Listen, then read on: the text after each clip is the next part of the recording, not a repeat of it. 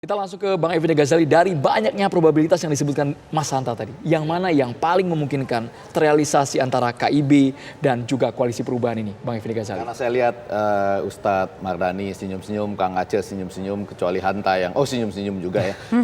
Putri Melayu membawa mampan, mampan berisi bunga hiasan. Semakin banyak komunikasi partai dilakukan, alasan formal politik kebangsaan selalu dikumandangkan. Mantap. Jadi banyak nih stok pantun. Iya. Lawan bro, enggak ya? Iya, jadi disambung, maksud saya beginilah. Saya mau agak realistis lepas dari tadi yang disampaikan Hanta secara sistematis sampai yang terakhir ya. Untuk menyelamatkan AHY itu. Atau supaya jangan AHY yang jadi. Tapi saya mau begini, sekarang ini jangan-jangan nih Bapak-Bapak dan Ibu-Ibu pemirsa, kalau partai nggak saling berkunjung, malah mungkin anggotanya bingung, ini kok partai kita nggak saling berkunjung ya gitu. Ada loh, saya membayangkan ada partai-partai kecil, itu yang mungkin nggak sampai parlemen threshold, nggak bisa saling berkunjung loh. Iya kan? Nanti berkunjung untuk usulan yang kecil-kecil. Jadi sekarang ini zaman di mana partai-partai itu harus saling berkunjung. Nah, jadi kemudian kalau sudah tidak ada pembicaraan di atas meja yang bisa disampaikan secara strategis, muncullah tadi sesuai isi pantun saya. Ya, tapi bagus dong, FIFA mencatat bahwa ini kata Habib Abu Bakar kita, jangan menjadi narasi-narasi pertikaian saja gitu, narasi minor, tapi ada narasi yang lebih besar, yaitu rileks, santai, silaturahim kebangsaan, dan supaya politik kita menuju kondusif. Semua setuju ya? Bahkan kadang-kadang ditambah dengan tidak adanya, jangan lagi ada politik identitas. Nah kalau ini pertemuan Golkar sama PKS ini ditambah ada 2 poin lagi. Supaya pemilu jangan ditunda, kurang lebih begitu kan. Karena sudah tinggal 370 hari lagi, jangan ditunda-tunda nih. Gitu ya, jangan lagi ada 3 periode dan lain-lain. Ditambah dengan proporsional terbuka dong gitu ya. Itu tambahannya 2. Tapi apakah melangkah lebih jauh, saya ragu. Terutama karena apa, Kang Aceh, itu Golkar, itu karena karyanya itu umumnya selalu berkarya bersama yang menang, yang memerintah dan yang melanjutkan. Nah kira-kira sekarang ini kan yang agak kuat dan keras ini, nah ini boleh istilah saya nih, ini kan kontinuitas, bukan perubahan. Sementara Ustadz Mardani Alisera dan teman-temannya di PKS itu sudah lama bersetia pada jalur oposisi dan perubahan gitu. Jadi ini memang agak susah kalau ditarik-menarik. Kalaupun orang mengatakan ada kemungkinan, ya ini dalam komunikasi politik yang paling benar itu adalah kemungkinan. Jadi artinya begini, tidak mungkin pun itu adalah salah satu kemungkinan. Gitu. Jangan dibalik, jangan dibalik. Jadi kalau bicara kemungkinan, saya melihat di Merdeka agak lebih banyak tuh disampaikan bahwa menurut Ustadz Abu Bakar Jubir Al-Habsyi, dia mengatakan bahwa nanti siapa tahu, ini malah yang saya takutkan ini, Ustadz Mardani Alisera. Malah bunyi kalimatnya begini, siapa tahu nanti kalau bukan Golkar yang ke koalisi perubahan, bisa juga PKS yang ke sana gitu. Nah ini yang saya agak... Jadi saya mau langsung ke Ustadz Mardani Alisera untuk 2 hal, Hanta, supaya tadi poin-poin Hanta itu pemirsa kita bisa langsung cerna dan langsung nih ke tujuan, lepas dari pantun-pantun yang cakep. Yang pertama, betul nggak ada peluang untuk itu? Karena kan kalau Golkar nih berkarya bersama pemerintah gitu ya. Sementara ini koalisi perubahan, memang jalurnya itu yang pertama. Yang kedua, karena itu jadi nggak tanggal 24 Februari? Nah, silakan Bang Mardani. Ini menentukan loh hasil pertemuan yang tadi. Silakan Bang Mardani. Terima kasih Prof. Ege. Insya Allah 24 Februari berjalan dengan lancar berkat deklarasi Mas Anies. Ya. Kemudian terkait dengan koalisi PKS komitmen koalisi perubahan bersama Nasdem dan Demokrat.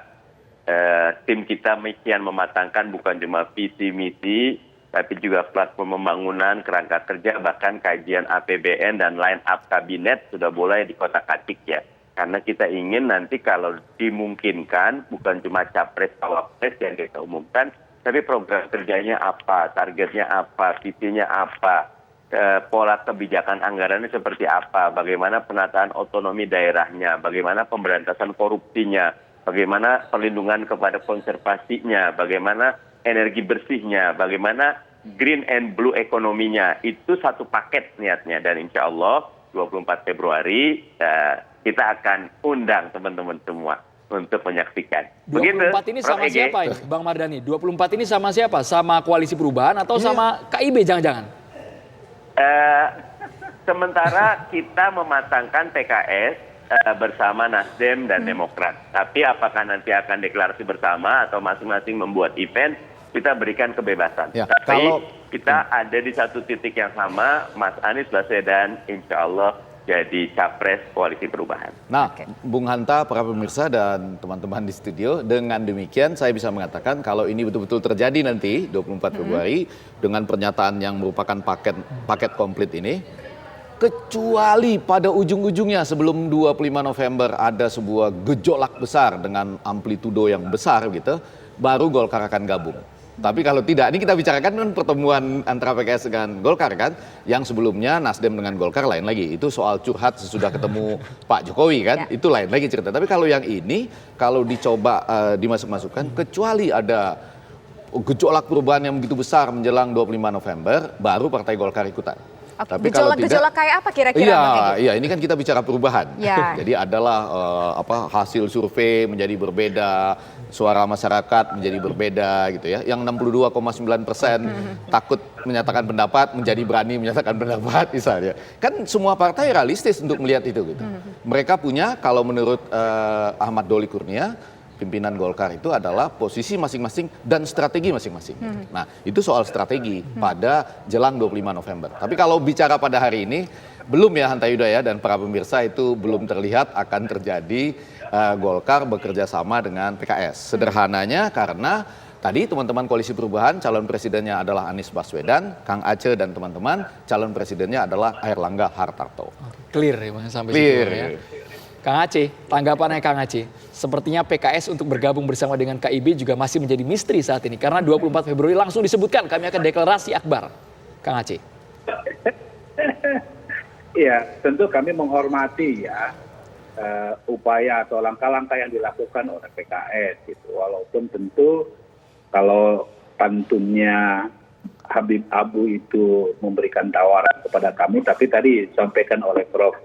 Effendi Ghazali, justru di akhirnya juga ya yang namanya beliau kan mengumpamakan saja waktu itu kal ilaji itu kan. Jadi segala sesuatu ini ya tergantung waktu gitu. Nah karena itu karena politik ini juga sangat dinamis, tentu sekali lagi ya Golkar bersama KIB tentu masih sangat terbuka untuk membuka kesempatan bersama dengan PKS. Ayo kita sama-sama merebut kemenangan di tahun 2024 nanti kan gitu. Saya kira kalau kita mampu untuk selalu berkomunikasi dengan siapapun ya, karena kan proses ini masih dinamis. Yang penting untuk kita lakukan adalah kita harus menebar satu optimisme kepada publik. Kita pernah punya pengalaman polarisasi dan ini hanya bisa kita lakukan kalau elit-elit politik, partai-partai politik peserta pemilu juga konsisten dengan upaya kita untuk bagaimana membangun suasana politik yang sejuk gitu. Oke, baik. Kang Aceh, nanti kita lihat akan seperti apa ke depannya. Sebetulnya diskusi kita masih sangat menarik sekali, tapi sayang sekali waktu kita terbatas. Terima kasih Kang Aceh, terima kasih juga Ustadz Mardhani Alisera, Mas Hanta Yuda, kemudian juga Kang Effendi Ghazali yang sudah datang ke sini. Kita tunggu 24 Februari. 24 Februari nanti kita lihat semuanya seperti apa. Terima kasih Bapak semua, selamat petang. Amin, amin.